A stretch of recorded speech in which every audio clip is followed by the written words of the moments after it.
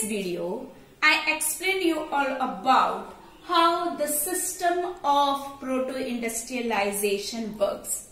In that, I explain about the merchants.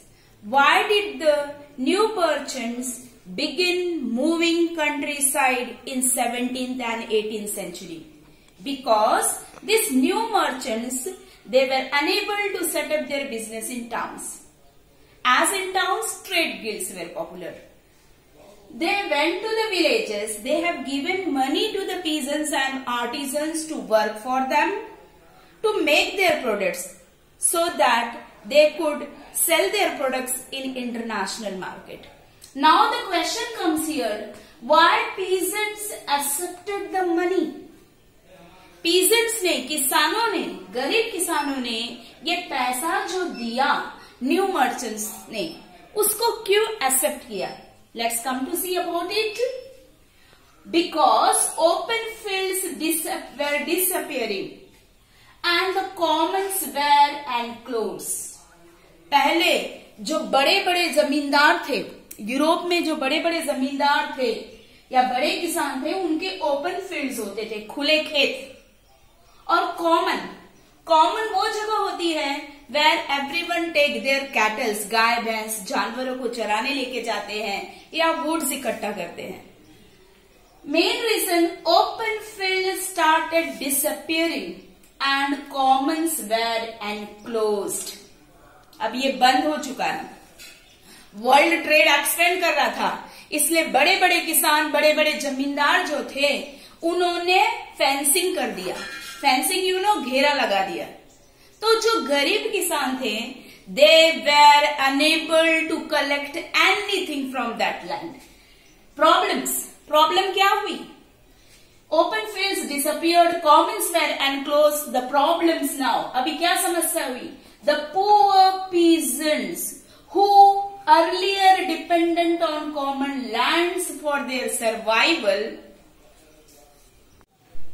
These poor peasants, for their survival, they completely dependent upon the common lands. Common lands से वो क्या क्या लेते थे? They gathered firewood. ईंधन के लिए लकड़ियां इकट्ठा करते थे. They gathered firewood, berries, berries जो होता था उस समय berries, vegetables, hay and straw.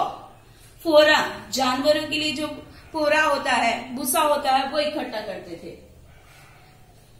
Means this poor peasant, they completely dependent upon the open field and common land. लेकिन अब क्या हो चुका था? Open field and commons were enclosed. Open field disappeared and commons were enclosed. So now this poor peasant, देखिए इतनी सारी चीज वो गैदर करते थे, इकट्ठा करते थे और अपना जीवन यापन, लाइवलीहुड चलाते थे. But now they have to look for alternative source of income. अब उनको दूसरा विकल्प ढूंढना था. जिसके ऊपर आश्रित थे वो तो अब चला गया. अभी दूसरा ऑल्टरनेटिव सोर्स ढूंढना है कमाने का, कि कैसे अपनी जिंदगी चला सके. And they had a tiny plot of land. जो उनके पास लैंड भी था बेटा, वो बहुत कम था, जिससे पूरे मेंबर का खर्चा नहीं चल सकता था. So dear children, when merchants offered advances to produce. देखिए मैंने कहा ये गरीब पीजेंट्स एंड आर्टिजन्स से common land disappeared, open fields disappeared, सब बंद हो चुका है. No alternative source of income. पहले इतनी सारी चीजें वो लेते थे, firewood, berries, vegetable, hay and straw. But now nothing.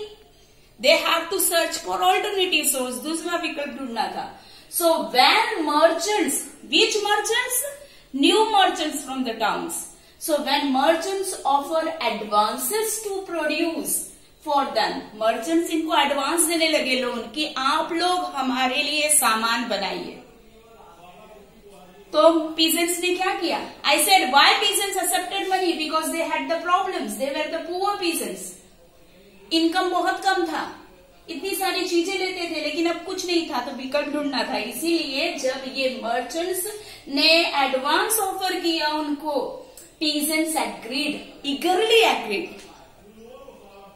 Income from industrial production, अब वो न्यू मर्चेंट्स के लिए सामान बनाते, गुड्स तैयार करते, and the income from industrial production supplemented their shrinking, mean small income, जो थोड़ा बहुत इनकम था उसको मदद मिल गई, क्योंकि अब इस प्रोडक्शन से सामान बना के वो थोड़ा बहुत और कमाने लगे.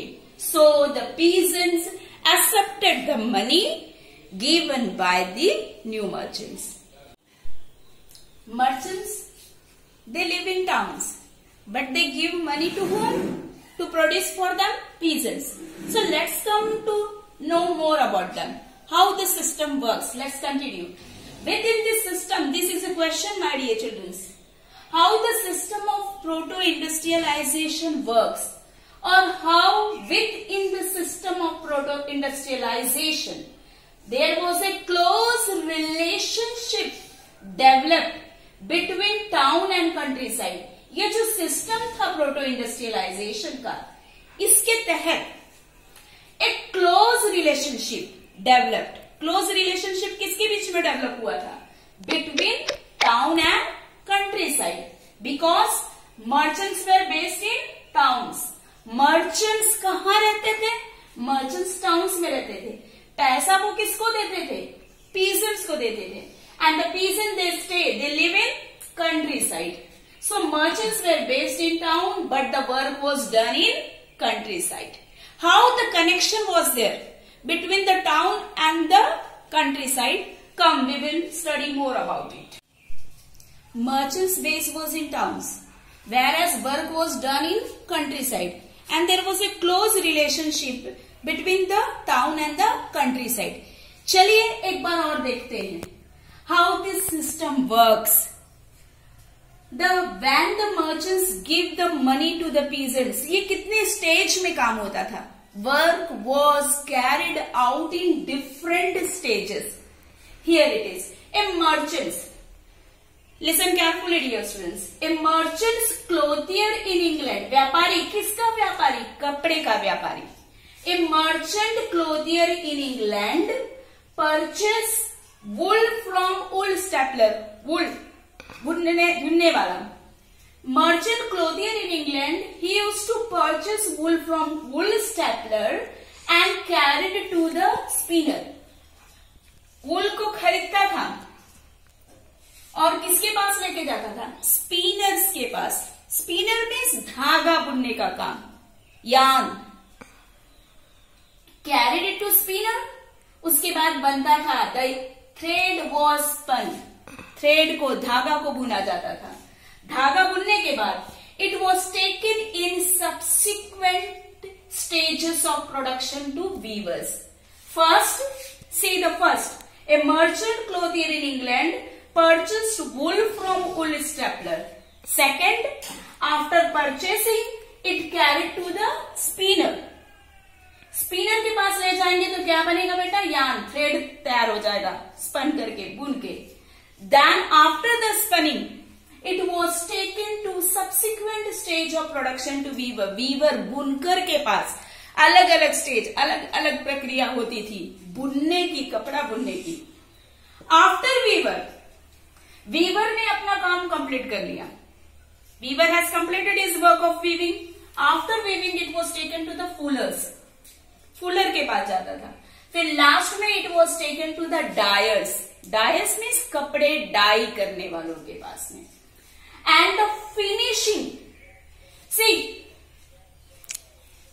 Spinning, buying wool from wool staplers, spinning, and then weaving, then folding and dyeing. All this was carried out in countryside. ये जितने भी काम थे सब countryside में होते थे. But the finishing, final touch, finishing was done in London. Before the export merchants sell it in international market. International market में सामान को बेचने से पहले जो एक्सपोर्ट मर्चेंट्स थे वो फाइनल फिनिशिंग कहाँ करवाते थे? Final finishing was done in London. So London was called as a finishing centre. This question comes for 1 marks. Which center was called as a finishing center? London was called as a finishing center. Sab काम, every work was carried out in countryside, but the final finishing was done in London. This was the network of proto-industrialization. This way the system of proto-industrialization works. There was a close relationship between the merchants. Merchants were in towns, whereas the weavers, or we could say the peasant who accepted the money to do the work, they live in the countryside.